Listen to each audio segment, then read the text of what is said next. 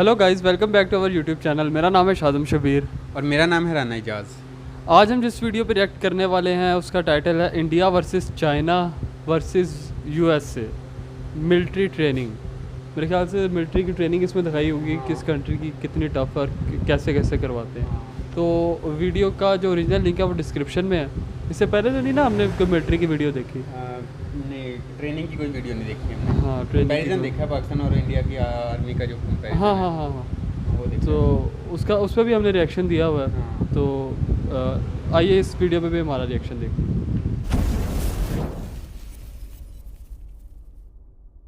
जहाँ सूरज की किरणें तक ठीक से नहीं पहुँचती वहाँ पहुँच जाता है एक किरण। कमांडो जो कोबरा का जहर लोगों को चुटकी में मार दे। उस जहर को खुराक बनाने वाला होता है एक कमांडो। बिना कपड़ों के नुकीले रास्तों पर रेंगने वाला और जख्मों पर नमक लगने पर भी मुस्कुराने वाला होता है एक कमांडो।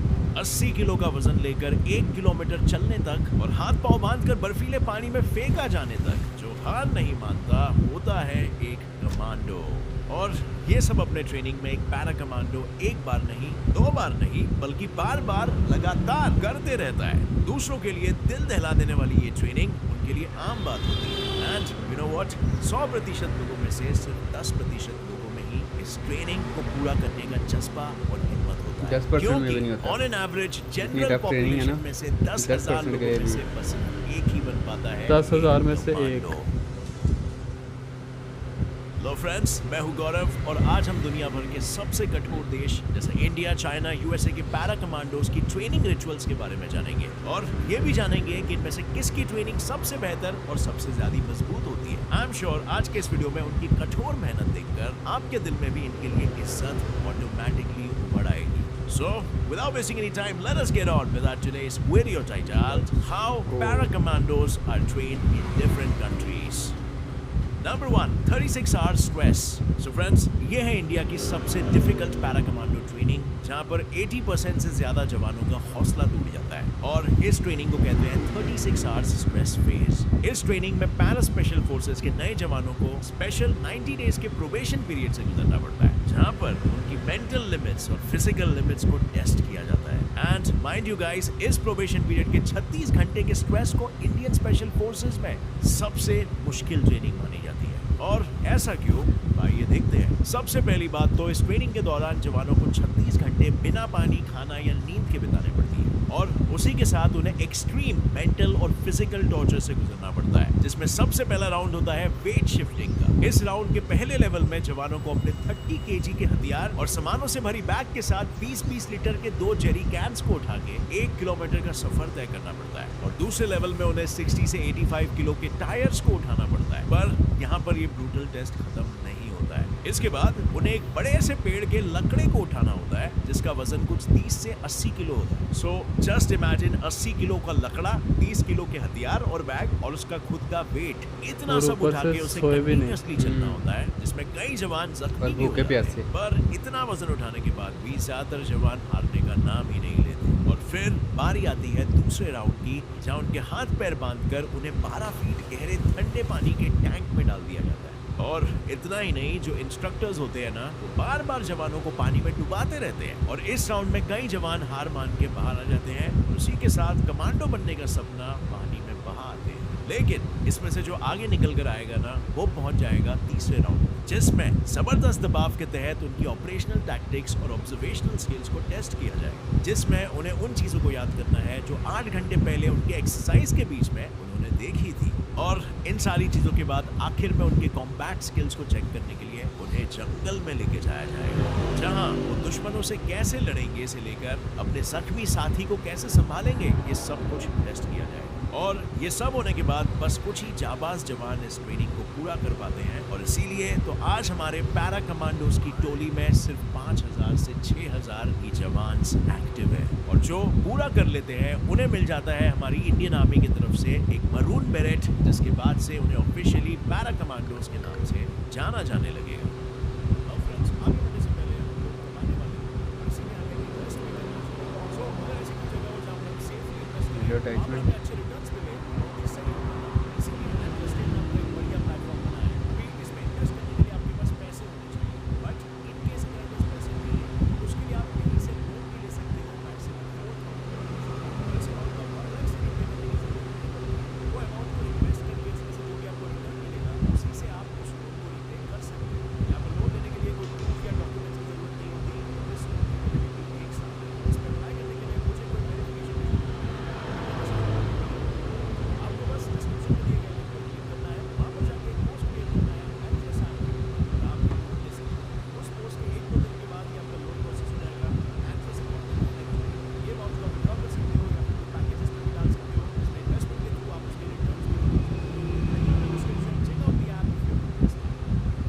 महिलाओं को as of now special forces जिसकी Ghatak force, Garud commando force, MARCOS, para commandos etcetera इसमें अलाउ नहीं किया जाता है क्योंकि फोर्सेस का कहना है कि ट्रेनिंग के लिए वो फिजिकली केपेबल नहीं होती।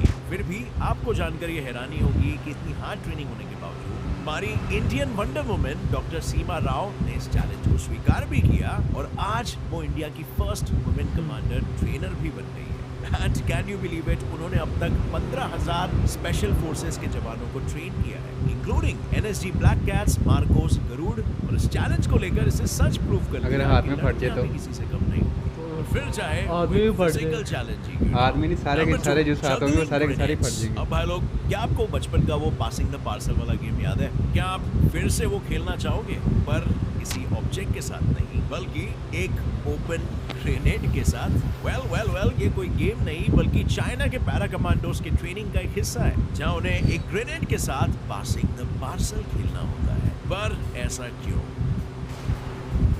चाइना में स्पेशल फोर्सेस की ट्रेनिंग वैसे तो बाकी देशों की तरह ही होती है, पर उसके एक्सरसाइजेस थोड़े से अलग होते हैं क्योंकि उनके वहां पर फिजिकल और टैक्टिकल ट्रेनिंग को मिक्स किया जाता है और उसके साथ टीम को मजबूत बनाए रखने के लिए रोज एक्सरसाइजेस किए जाते हैं। और इनके जो ट्रेनर्स होते हैं ना, वो ट्रेनीज की सहनशीलता को टेस्ट करने के लिए उन्हें तारों के बीच कीचड़ में रेंगवाकर आग से गुजरवाते हैं और इसे और डिफिकल्ट बनाने के लिए उनके आसपास कई सारे एक्सप्लोजन्स भी करवाए जाते हैं। और स्नाइपर ट्रेनिंग के दौरान इन्हें एक छोटे से बॉटल के ढक्कन पर 100 यार्ड्स की दूरी से निशाना लगाना सिखाया जाता है। Well, that's pretty hardcore, right? और अगर हम इक्विपमेंट्स की बात करें तो चाइना ने एक सुपरसोनिक गन बनाई है जिसको शूट करते ही उसके अंदर से साउंड के फोकस्ड वेव्स आते हैं जो टारगेट के दिमाग, आंख और कानों के पर्दों को बहुत दर्दनाक तरीके से वाइब्रेट कर सकते हैं। और ऐसी टेक्नोलॉजीज की वजह से ही चाइना का डिफेंस बजट 237 बिलियन यानी लगभग 150,000 करोड़ रुपीस है। अब जाहिर सी बात है, अलग अलग टेक्नोलॉजी इन्वेंट करेंगे तो खर्चे तो बढ़ेंगे ही।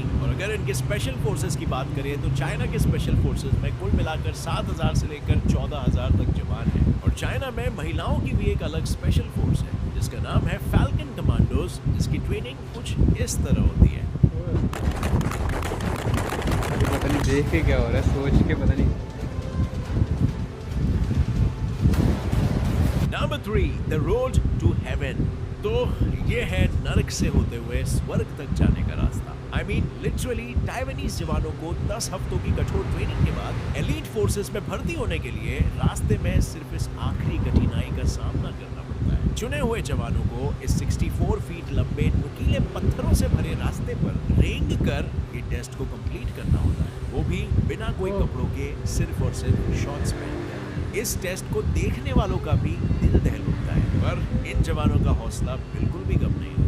ये उस हौसले को बुलंद करके इन नुकीले पत्थरों पर रेंगना तो शुरू कर देते हैं और बीच में ही उनके कमांडर उन्हें रोक के फिर से शुरुआत से शुरू करने के लिए कहते हैं। और फिर चाहे ये फिनिश लाइन से कुछ ही दूरी पर हो या आधे रास्ते पर। And this is horrible but just listen, इस टेस्ट को और भी ज्यादा हार्ड बनाने के लिए बीच रास्ते में उनके पूरे जख्मी शरीर पर नमक का पानी डाला जाता है।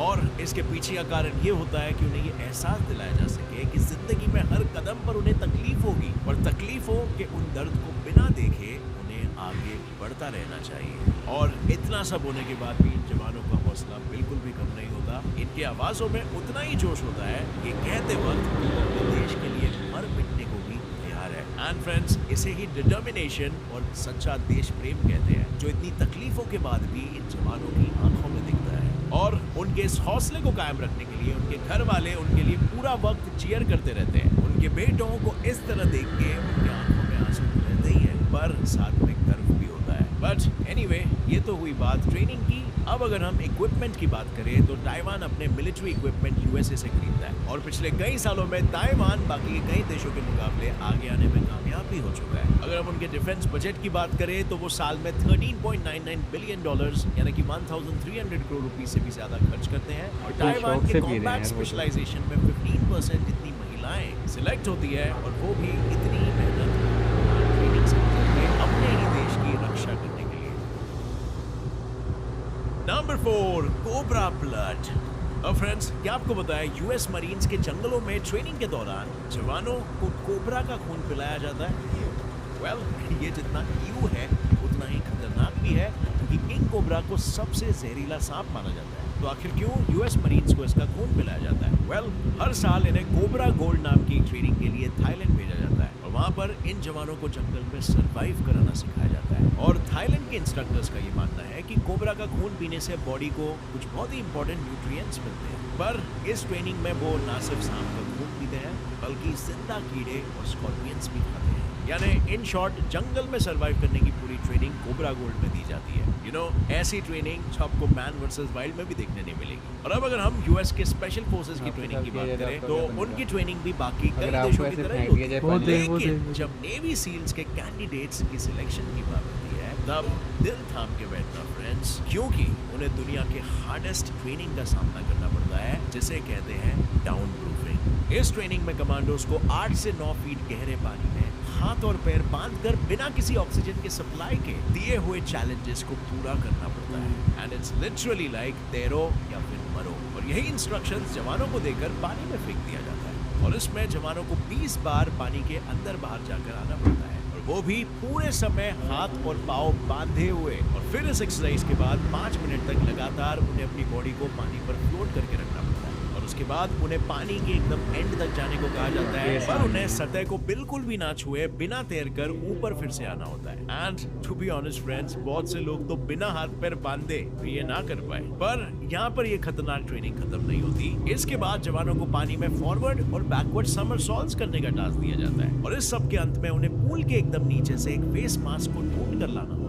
और अगर गलती से भी किसी जवान के हाथ या पैरों की रस्सी खुल जाती है तो उन्हें ये सारे एक्सरसाइजेस और टास्क को वापस करना पड़ता है। कौन कहता है जवान बनना आसान होता है? पर फ्रेंड्स, इन कठिन ट्रेनिंग्स और एक्सरसाइजेस के पीछे का कारण ये है कि सील्स के जवान कोई भी इमरजेंसी फेस करे तो उस दौरान उन्हें पता हो और एक्सपीरियंस हो वो कि खुद को किस तरह से वो जिंदा रख सके। ऐसी ट्रेनिंग हो और अगर आपके खून में फौलादी हौसला हो तो नामुमकिन जैसी कोई चीज नहीं होती। और ऐसी ही ट्रेनिंग से गुजरकर आज यूएस की आर्मी में करीबन 70,000 महिलाएं हैं और स्पेशल फोर्सेस में 700 महिलाएं हैं और दिन बर दिन ये आंकड़ा बढ़ते हुए नजर आ रहा है। और ऐसे ही ट्रेनिंग से गुजरकर आज यूएस की आर्मी में तकरीबन 70,000 स्पेशल फोर्सेस पर्सोनेल्स है जिसमें से 700 महिलाएं हैं। अगर नेवी सील्स की बात की जाए तो 2450 एक्टिव ड्यूटी वाले सील्स है और दिन बर दिन ये आंकड़ा बढ़ता ही जा रहा है। अब फ्रेंड्स, अगर हम यूएसए के कुछ यूनिक इक्विपमेंट्स की बात करें जो उन्हें युद्ध के वक्त काम में आता है तो उनमें से एक है थर्मल विजन ग्लास। ये थर्मल नाइट विजन गॉगल्स अंधेरे में छिपे हुए दुश्मनों को बड़ी आसानी से ट्रैक कर लेता है, क्योंकि ये गॉगल्स छिपे हुए दुश्मन के बॉडी के अंदर से आने वाली हीट रेडिएशंस को डिटेक्ट कर सकता है। सच में ये गॉगल्स हैं तो काफी कमाल, पर फिलहाल इन गॉगल्स का इस्तेमाल नहीं हो रहा है क्योंकि अब इन्हें और भी ज्यादा हाईटेक बनाने की कोशिश चल रही है। ऐसे ही यूनिक गैजेट्स, ट्रेनिंग, हथियार के पीछे यूएसए हर साल डिफेंस पर लिटरली $732 बिलियन यानी पूरे के पूरे 53 लाख करोड़ खर्च कर देता है।